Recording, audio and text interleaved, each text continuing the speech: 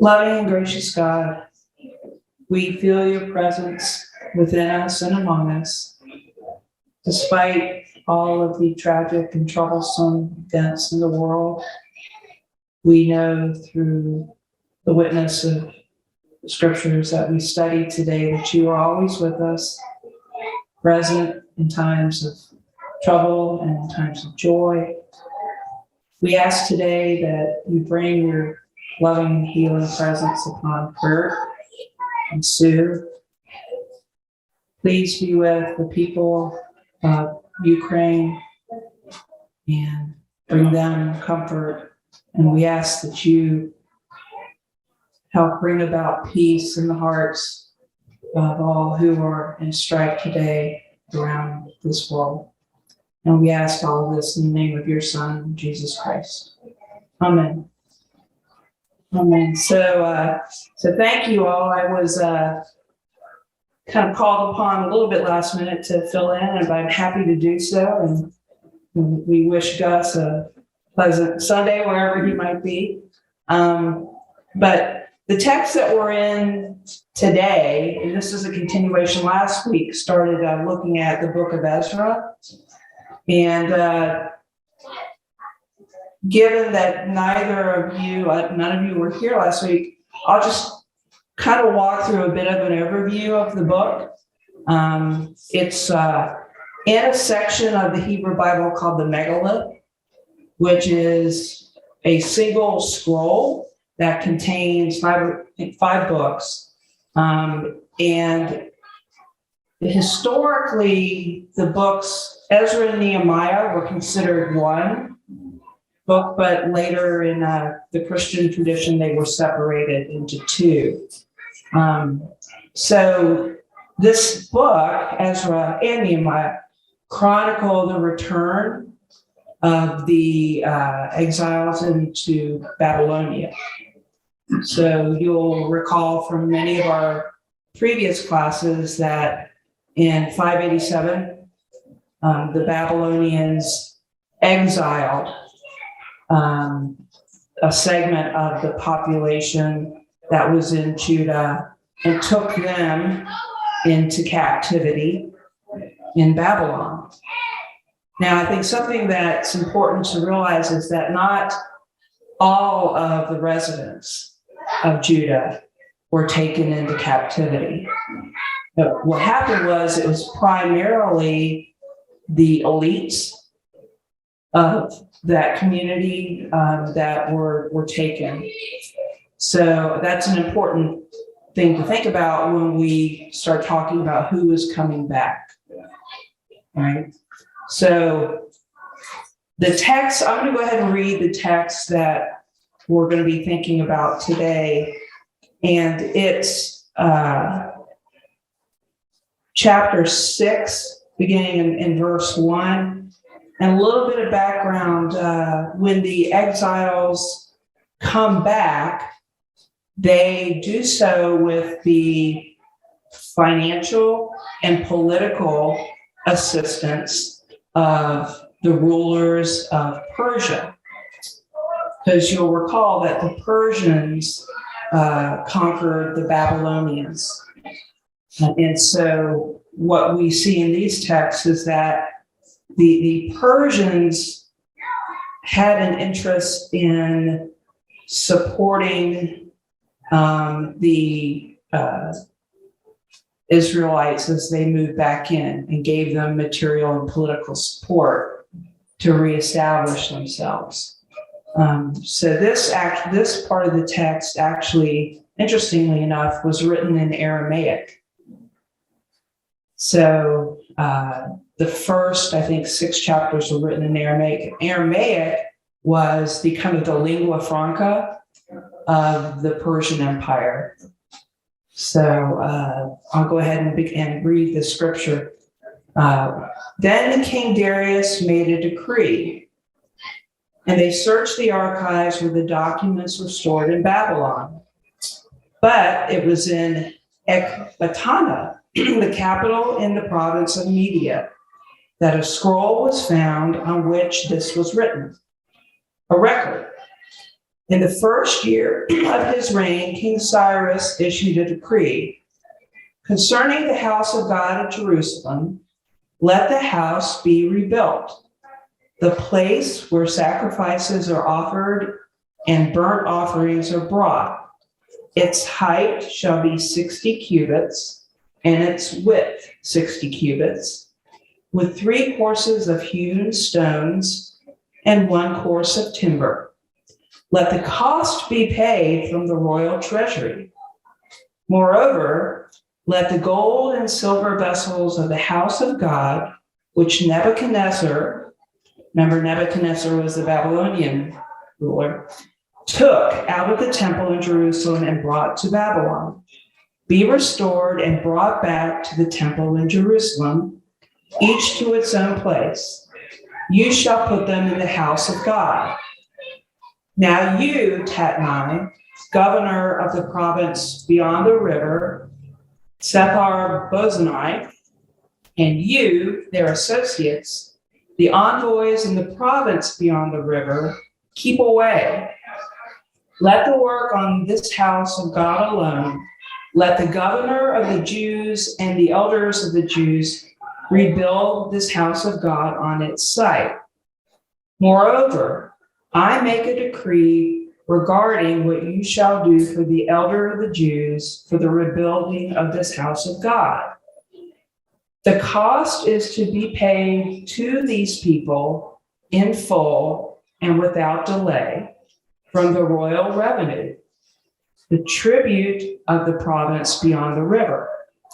Whatever is needed, young bulls, rams, or sheep for burnt offerings to the God of heaven, wheat, salt, wine, or oil, as the priests in Jerusalem require, let that be given to them day by day without fail, so that they may offer pleasing sacrifices to the God of heaven and pray for the life of the king and his children. Furthermore, I decree that if anyone alters this edict, a beam shall be pulled out of the house of the perpetrator, who then shall be impaled on it. The house shall be made a dunghill.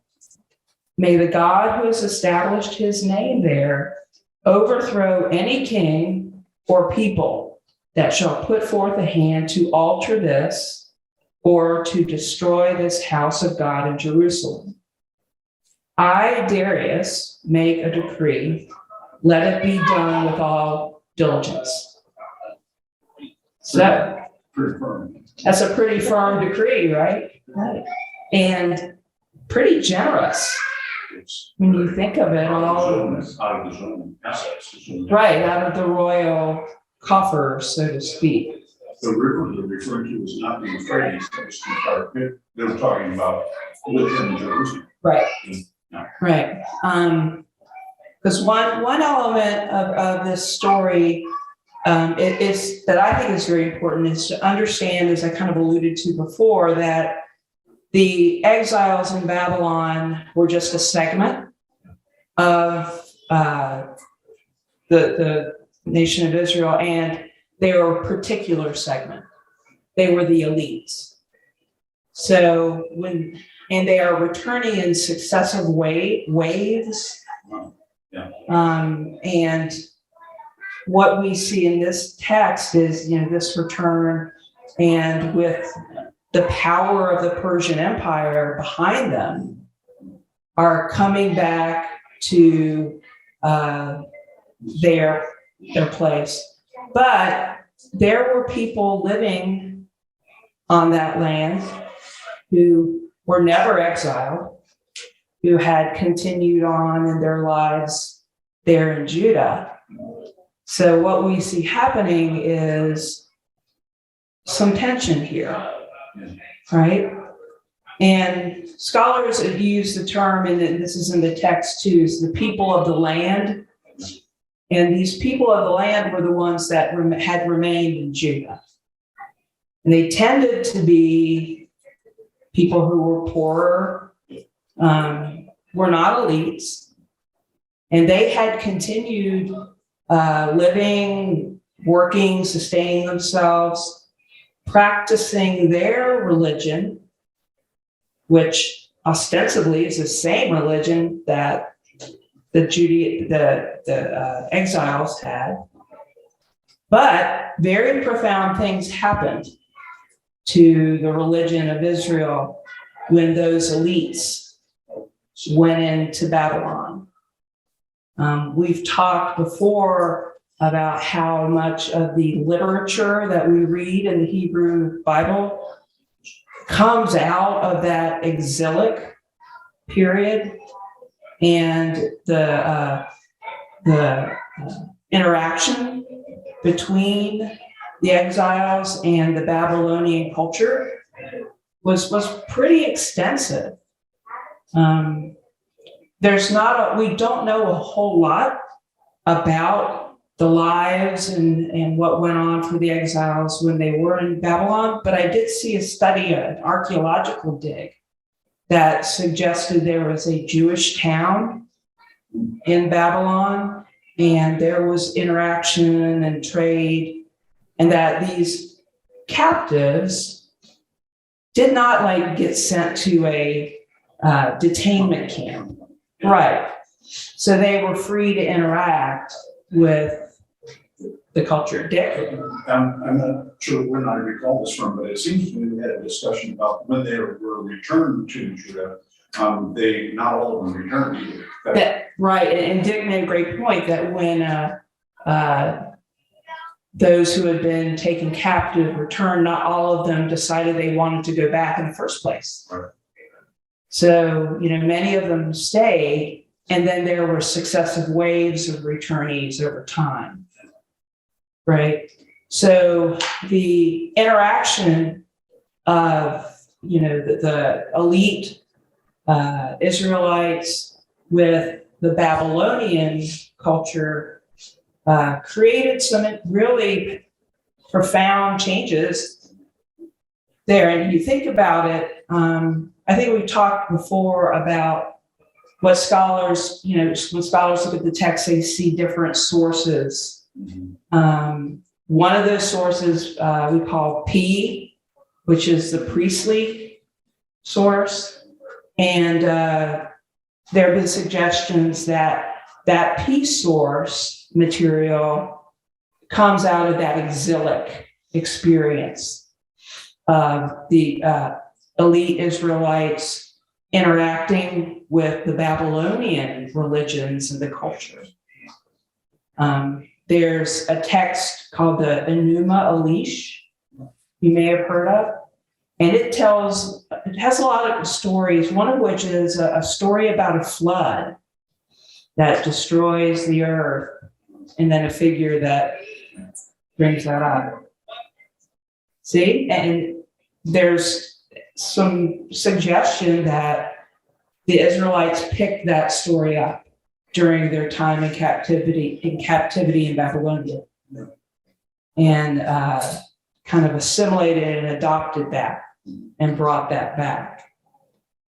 So these exiles that are now returning into Judah are bringing with them maybe some new ideas.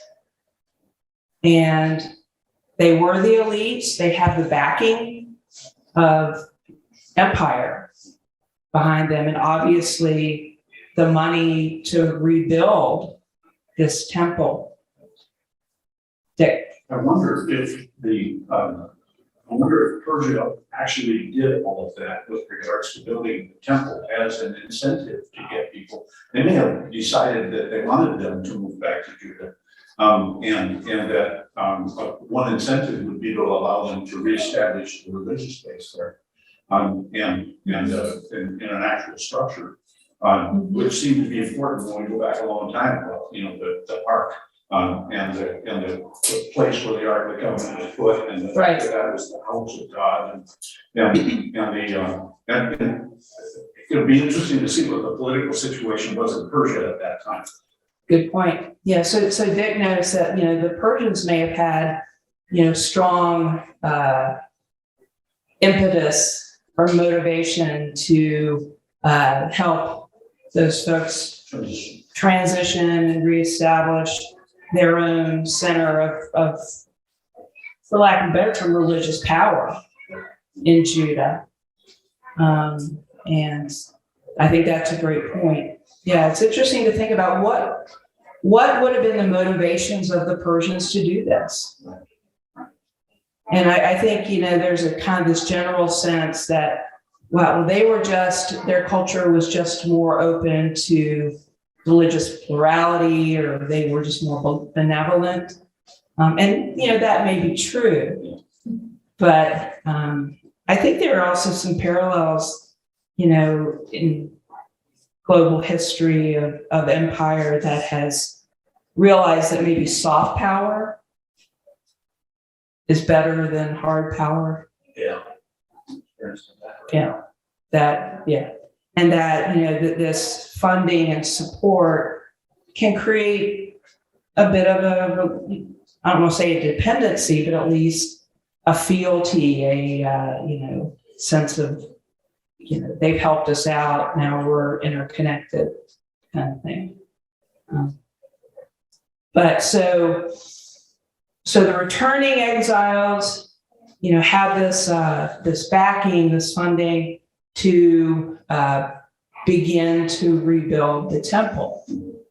And it's a critical piece of identity for the Israelites, because as we know, the first temple, the Temple of Solomon, had been destroyed.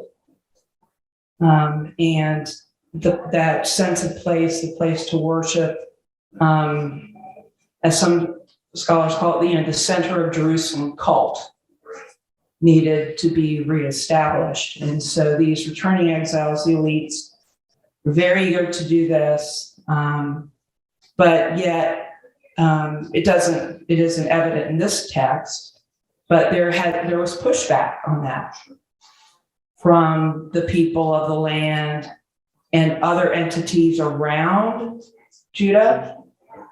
I've read some scholars that look at this at kind of in light of structures of oppression, that the people of the land were the poorer folks. They were not elites. They had continued to practice a religion that might have been a little bit closer to the ground, didn't rely upon temple or cult.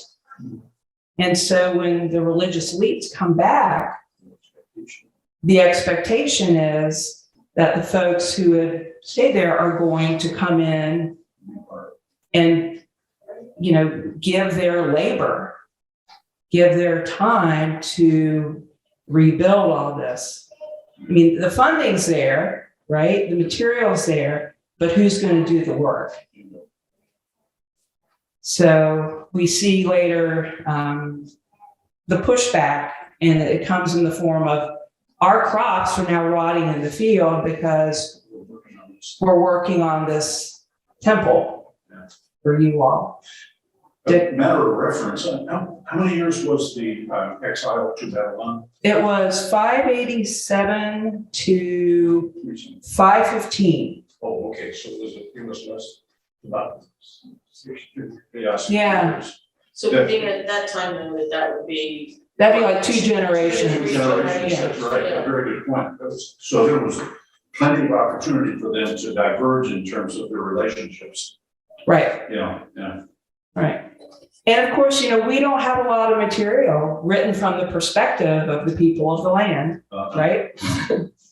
So we don't know, even the archaeological record is scant in terms of, how they were living and what was going on. But, there is strong evidence that there was that conflict and that tension.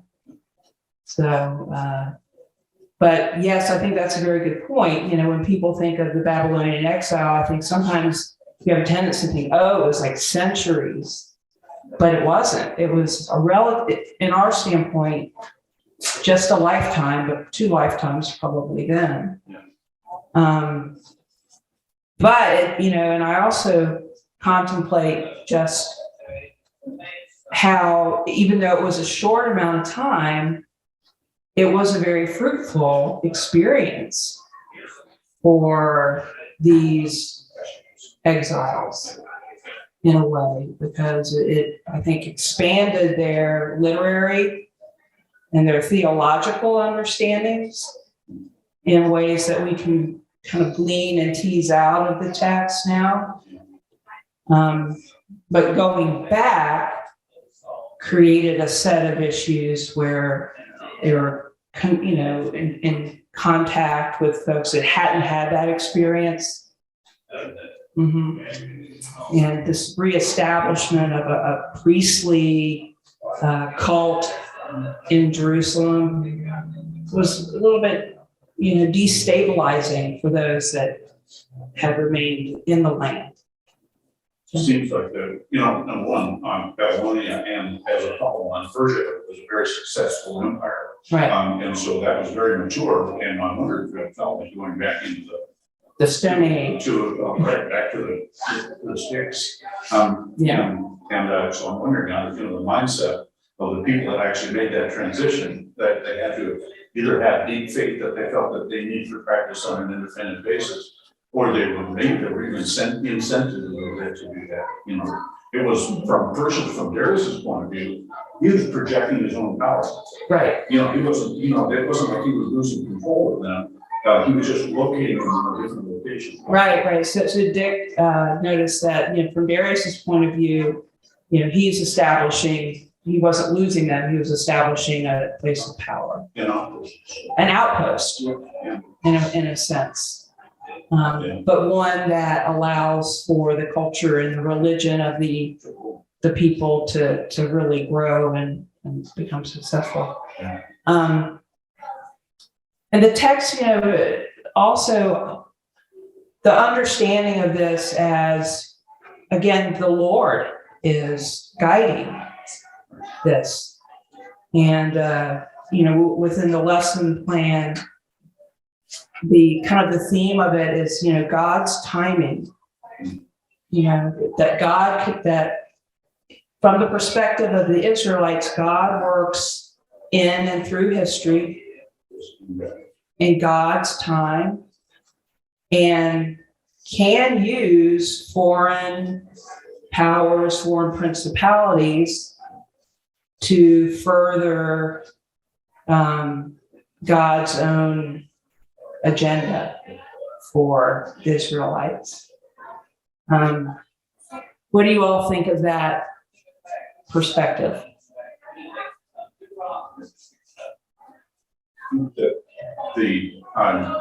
Both the exiles and the persons that stayed in Judah had a deep religious faith, and so I can see them integrating that with their faith. This may have been, Darius may have had a little involvement in that, or a lot of involvement in it, but I think that it's reasonable to interpret it like in accordance with faith.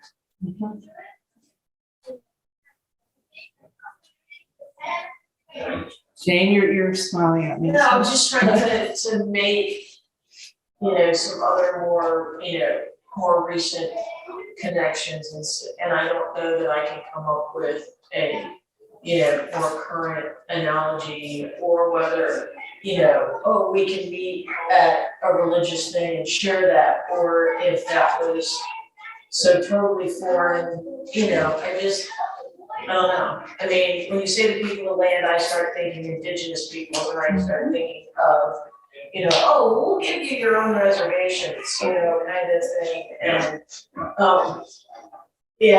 I mean, what was for years said, this is a good solution to, realize over time, the displacement of people. May have been reinjecting people with whom he had a very close relationship into land and people that he didn't have a close relationship, with the hopes that he could integrate. Yeah. The interesting correlations of dates. That almost seems to be the other direction, like, Yeah. what we did in terms of reservations was we isolated them from Everything our else, society. Yeah, and several other negative things that we did. Yeah. So Jane pointed out kind of some parallels or maybe it's opposites. or a Maybe- contradistinction between Correct. the, when settler colonialism came into the United States and displaced and then isolated Yeah. the indigenous communities and committed genocide. Yes. We don't see that in this text. Kind of comparing and contrasting to this movement, which wasn't a displacement, wasn't a genocide, but yet created tension between two elements of a community. Right. Yeah.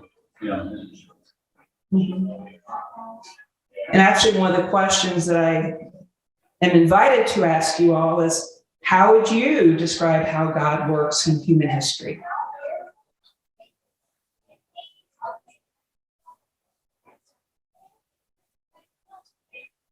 Now I pivot to current day stuff. Okay, we can make that pivot. We're going to talk about current day stuff. I mean, because it's, last Sunday afternoon, we were on the green as so many people came together, in support of Ukraine. And you just wonder. And the thing that I've been struck by is, far be it for me to think that it means anything, but I've kind of worked through what I think could potentially happen in the coming days and weeks, and it's really bad. Yes, it is. It's really bad. It is the buildings, the structures, the history that are replete in Kyiv being just destroyed. And, buildings that have been there since like the 1100s. And then just wonder if it's the strength of the people that will outlast the strength of the building that's been around for, 1,000 years. I had a chance to work in Warsaw for a while. Well, And I was struck by, and I never was in Ukraine, so I don't know that, but I can tell you that there are strong personalities in Eastern Europe, and resilient people. Poland had been overrun and possessed by several different nations, and they never were what I would say subservient to those positions. The part of the story that I think is most interesting is that when the Soviets did that in Poland, one of the things they did was tear down the Sobieski's city palace in Warsaw. They tore it down and hauled it off to the dump. The Polish people very quietly, with wheelbarrows and wagons and related, hauled it back to the site and rebuilt it. And they did it with such resilience, and so many people are involved. The Soviets were smart enough to step back and not get involved. And the palace is there today. well, doesn't that sound a lot like this text? That's fact. Yeah. Yeah. So the fact that the Polish folks cared so much, And we're so resolute. so resilient, so resolute Yeah. to rebuild, what was it, the Palace of Soviets? It was, Sobieski's, by then, the royalty of the Sobieski's family was somewhat diluted. And so, but he had historically a palace in downtown Warsaw. Okay, And that's what we're down. He also had a place outside on the periphery of Warsaw, which more recently the family lived in. So those concrete material representations, symbols Yeah. of identity Right. are important. Are important. Like Judah. Like Judah, just like, the temple here.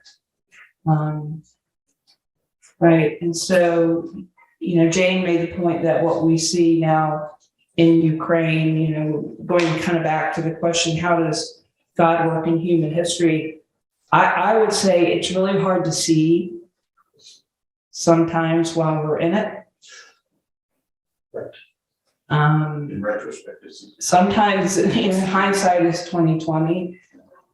And, that theological lens that, when we read these texts, we're looking through various theological lenses that interpret a history.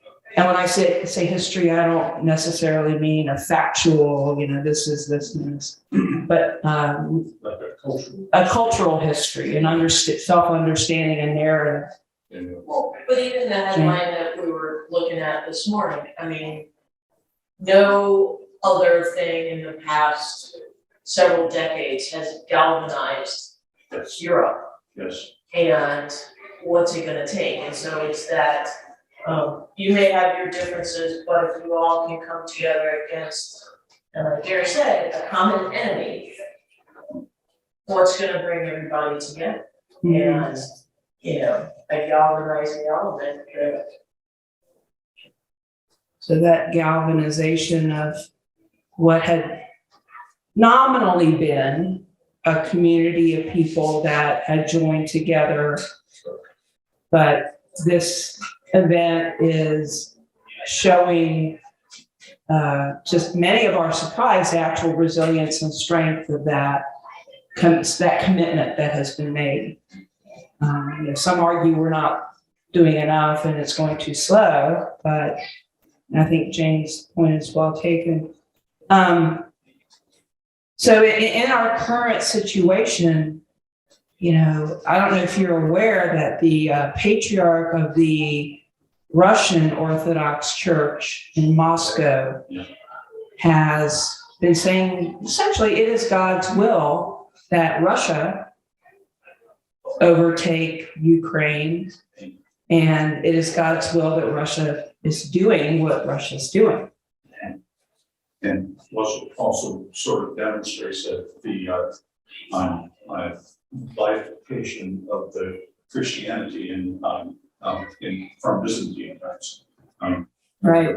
Because there also is a letter from the patriarch of the non-Orthodox church saying, you need to have your support, and the people of Ukraine need to be able to exercise and live their lives. And so it's fascinating how that has gotten integrated in the whole thing.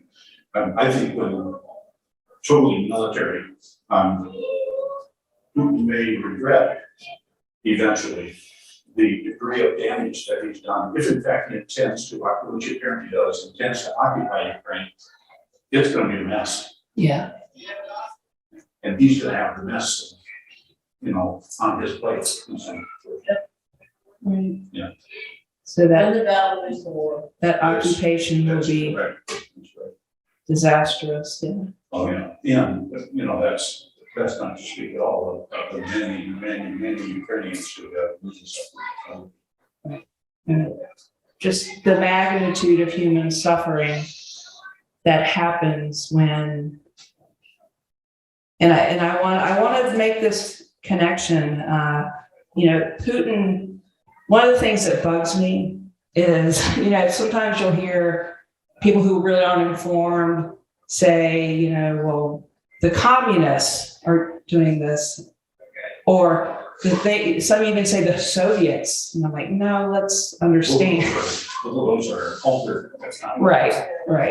Yeah, So it's definitely Vladimir. this is Vladimir Putin, right? But what has happened, I think, since over the last 20, definitely 10 years, is Putin has, in establishing his power, has co-opted the Russian Orthodox Church to a degree that the patriarch will stand up and turn a blind eye to the human suffering going on and tout the party line. So I just kind of want to make that point.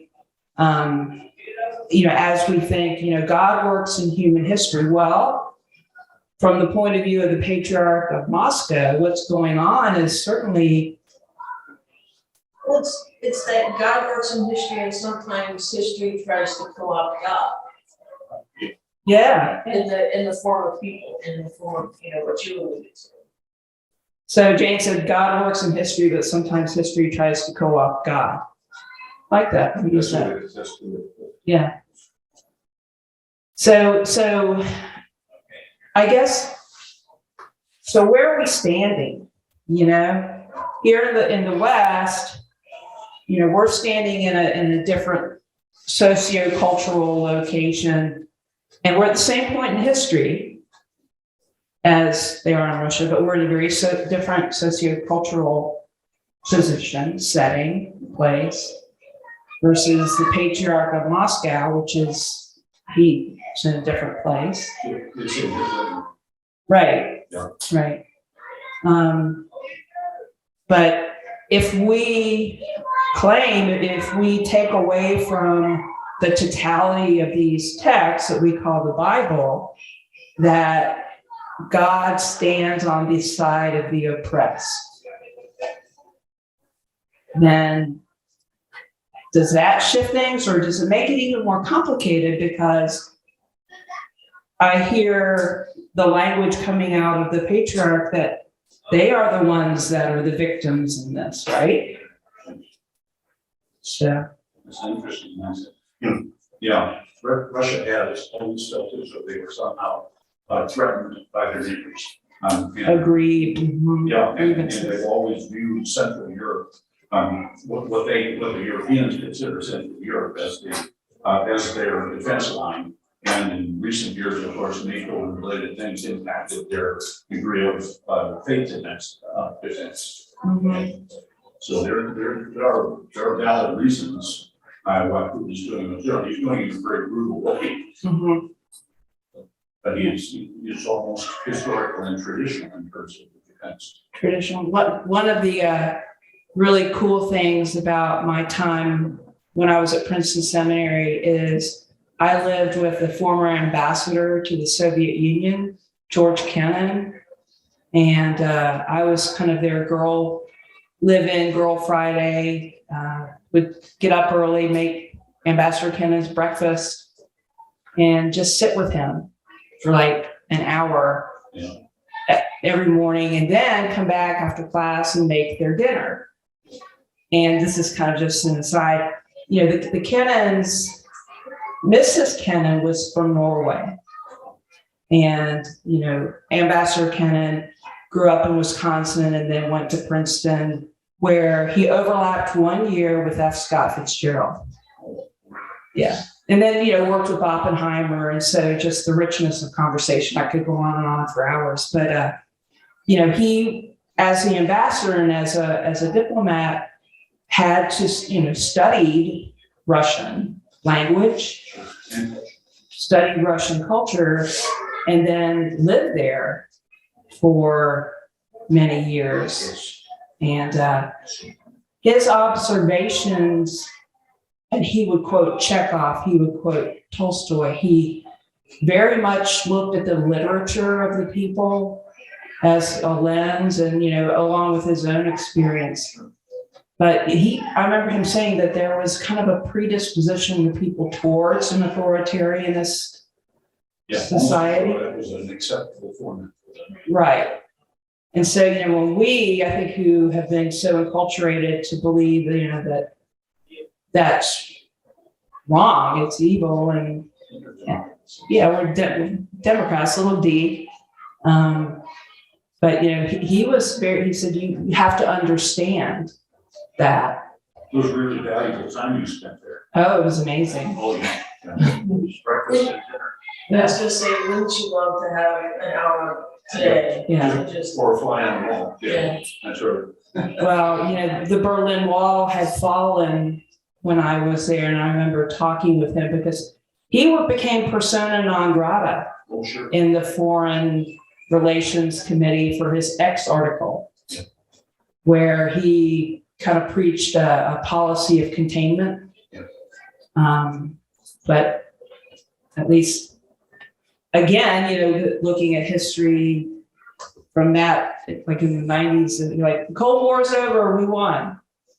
Well, if you read people like Moshe Gesson and other scholars, like, it never ended. No, It just morphed and shifted. yeah, So, And the great connection is that he wrote the X article at the National War College. So outside the office that is now the Assistant Commandant's office, which is the State Department official, right. is the note, is the historic marker kind of thing that says, Kennan wrote the X article. Yeah. well, we're getting a little bit away from our text, but that's okay. But kind of, and this relates, another point I wanted to make is that scholars don't think that this book was written by Ezra, that it was a compilation of authors over time. There was redaction, there was revision, but there's a bit of a consensus that it was completed around 400 BCE. Yeah. So if we kind of look at our timeline, if the waves of exile started to come back around 515, we're about 100 years out. So again, this is not history in the way we think of it. It's a theological interpretation, and there's fact to it, but that's not the point. It's to present a theological perspective and interpretation of what these events meant to the people. Yes. Both historically and religiously. Right, from historical and religious, and the self-identity of the Israelites too. And Ezra's kind of considered a second Moses in a way, because it's not in this text, but Ezra brings the Torah back into the religious life of the community and centers the Torah, the law.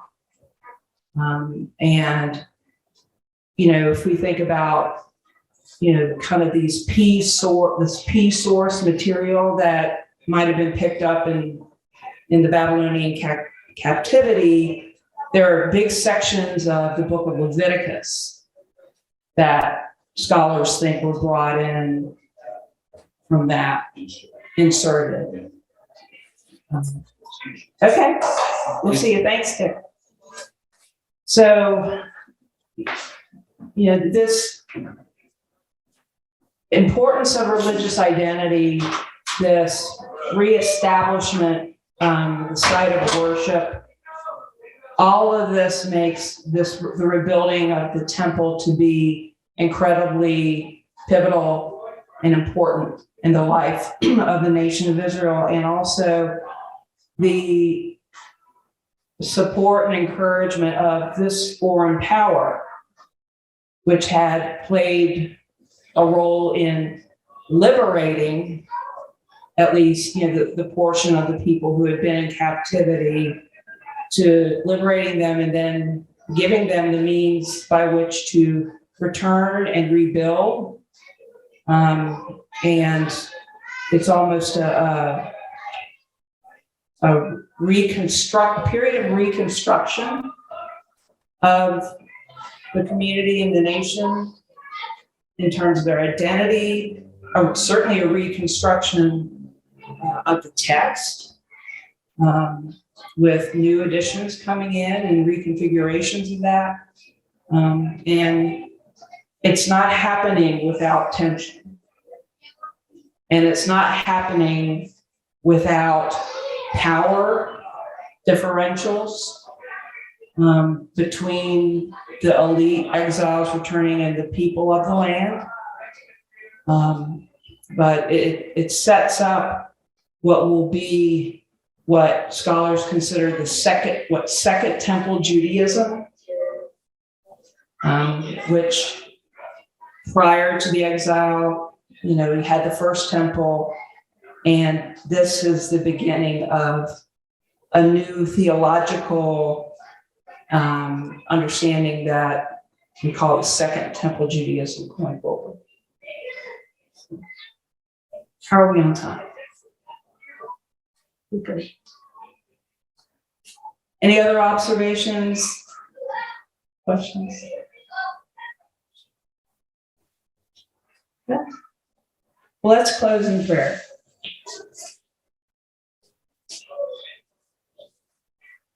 Loving God, we give you thanks for the ability to be together here in person and also together in community via our technology.